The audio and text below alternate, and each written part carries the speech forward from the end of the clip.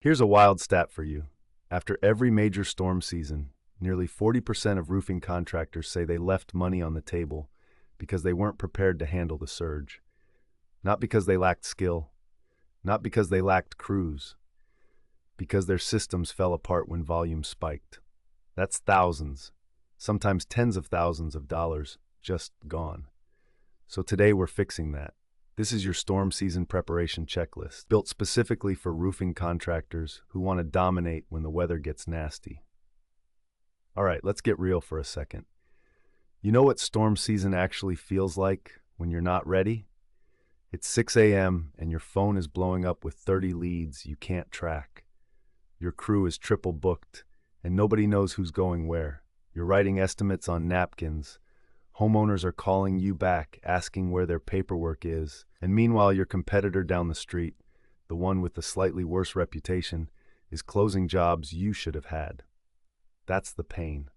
And it's not about working harder. It's about having your act together before the first hailstone drops. So let's build that system right now. Step 1. Audit your lead intake process today.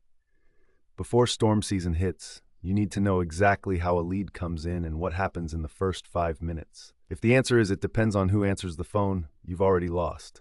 Set up a single point of entry, whether that's a form, a number, a CRM, and make sure every lead gets logged, time-stamped, and assigned.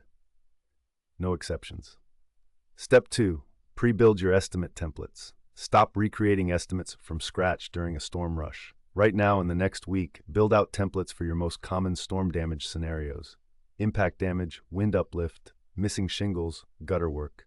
When volume spikes, you should be able to generate a professional estimate in under 10 minutes. That speed is what closes jobs when homeowners are getting 4 bids. Step 3. Get your subcontractor and crew network locked in now. Call your subs before you need them. Have a conversation. Know their capacity, their rates, their availability windows. Storm season is not the time to be cold calling labor. Build those relationships in the off-season so when you need 3 extra crews on a Tuesday, you've got numbers to call. Step 4. Prep your documentation game. Photos, scope of loss, insurance supplements. This stuff needs to be systematic, not chaotic. Train your guys on what photos to take at every inspection. Create a checklist. Seriously, a simple 1-page field checklist that your crew follows on every single job means you stop losing supplement opportunities because someone forgot to photograph the drip edge. Step 5. Set up your follow-up sequences in advance.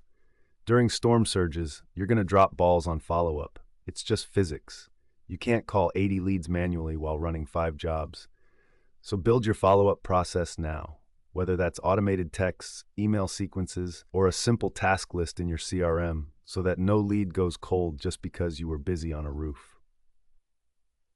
Now, and this is where I want to be straight with you, all of this is infinitely easier when your operations are actually connected in one place.